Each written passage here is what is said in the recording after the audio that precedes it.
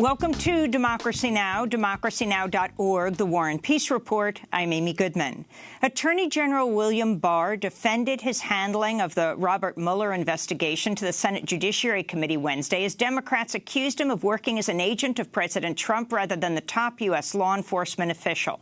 During hours of rancorous testimony, Barr repeatedly refused to answer senators' questions about his conclusions that President Trump did not obstruct justice in his attempts to end the Mueller investigation. This week, the Washington Post and New York Times reported Mueller wrote to Barr in March, complaining that Barr's initial 4-page summary of the special counsel's findings, quote, did not fully capture the context, nature, and substance of Mueller's report. This is Connecticut Senator Richard Blumenthal questioning Barr about Mueller's letter.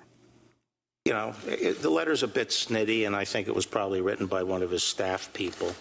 Did you make a memorandum of your conversation? Huh? Did you make a memorandum? No, I didn't. Or did anyone else? What? Did anyone, either you or anyone on your staff, memorialize your conversation with Robert Mueller? Yes. Who did that?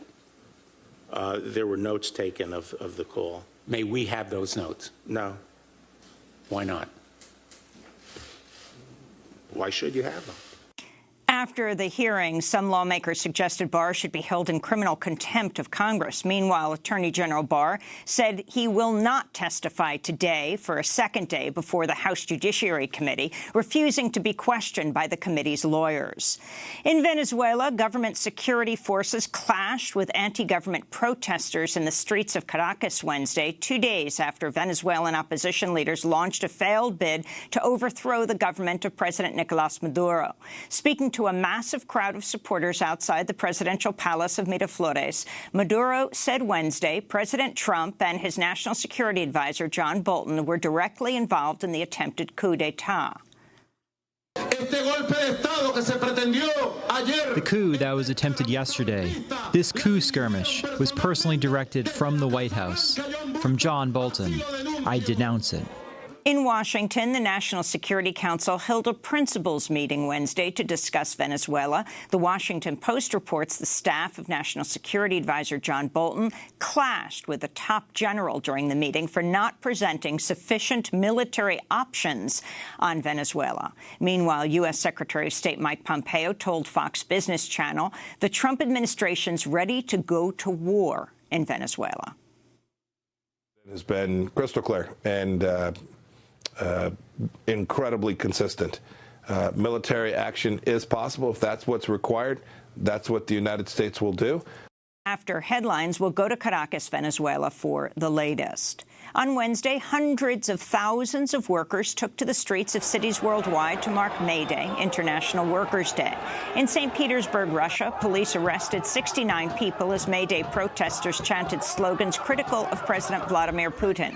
In Paris, France, Yellow Vest protesters joined unions and environmentalists in the streets as police fired tear gas and water cannons to disperse tens of thousands of demonstrators. 380 people were arrested there. In Haiti, protesters filled the streets of Port-au-Prince May Day, calling for an increase in the minimum wage in the Western Hemisphere's poorest country. They also called on President Jovenel Moïse to step down over an embezzlement scandal that saw some $4.3 billion in Petrocaribe funds earmarked for social development go missing. In Honduras, lawmakers say they'll suspend ratification of a pair of bills that would restructure the ministries of education and health after massive protests in the capital Tegucigalpa saw protesters clash with riot police.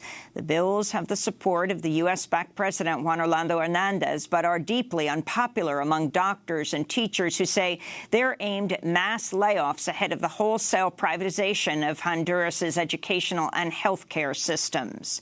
In Puerto Rico, hundreds of activists marched to San Juan's financial district May Day to protest the federally appointed Fiscal Control Board and the reappointment of its members by President Trump. The board's been implementing a series of austerity measures, including pension cuts, university tuition hikes, and the closing of public schools. This is Vanessa Contreras of the group Feminist Collective Under Construction. We need to bet on public services, which are needed for the quality of life for all people.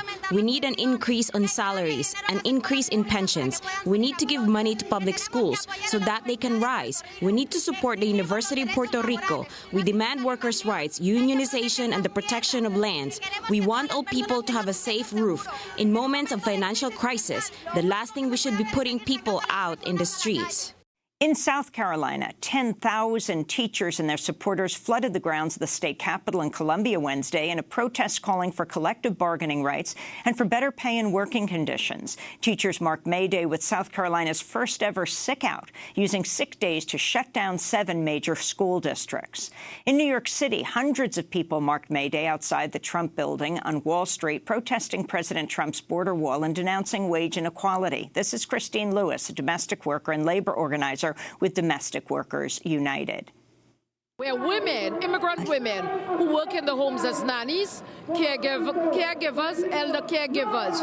We're on Wall Street. Half of these people in these buildings here have somebody who's taking care of their home, their family and their dogs and their children.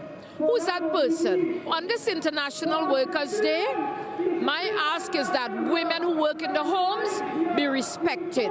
The job be seen as real work and a decent living wage. In Texas, U.S. officials say a 16-year-old Guatemalan boy died Tuesday while in the custody of U.S. immigration agencies, the third such migrant child death in recent months. Guatemala's foreign ministry says the boy, whose name has not been released, died of a severe infection in the frontal lobe of his brain after he fell ill in the custody of the Office of Refugee Resettlement 2 days after his arrest by Customs and Border Protection in El Paso, Texas. A statement from the group Families Belong Together read, quote, "Too many children have lost their lives in the custody of our government. President Trump should be ashamed. Family separation and his cruel immigration agenda are literally killing children," they said. On Capitol Hill, a House Judiciary Subcommittee on Tuesday held the first congressional hearings on the Equal Rights Amendment in more than 35 years. The proposed constitutional amendment states simply, "Equality of rights under the law shall not be denied or abridged by the United States or by any state on account of sex," unquote. The ERA was approved by Congress in 1972 and was ratified by 35 states over the next decade, 3 states short of the required total needed by a 1982 deadline. A bill by Congressmember Jackie Speer would eliminate that deadline. Alabama's House of Representatives has advanced the most restrictive abortion ban in the United States, voting in favor of a bill that would make it a felony punishable by up to 99 years in prison to provide a woman with an abortion, even for survivors of rape and incest. If approved by Alabama's Senate and signed by Republican Governor Kay Ivey, the abortion ban would be the latest state law challenging the U.S. Supreme Court's 1973 landmark Roe v. Wade decision. In the Indian Ocean, Cyclone Foni has strengthened into the worst tropical storm to threaten India and Bangladesh in at least 5 years. The cyclone's packing winds of about 120 miles per hour, making it the equivalent of a Category 3 hurricane. About 100 million people are in the path of the storm.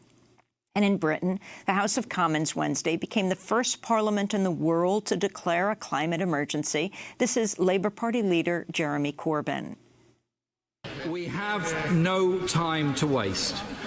We are living in a climate crisis that will spiral dangerously out of control unless we take rapid and dramatic action now. This is no longer about a distant future.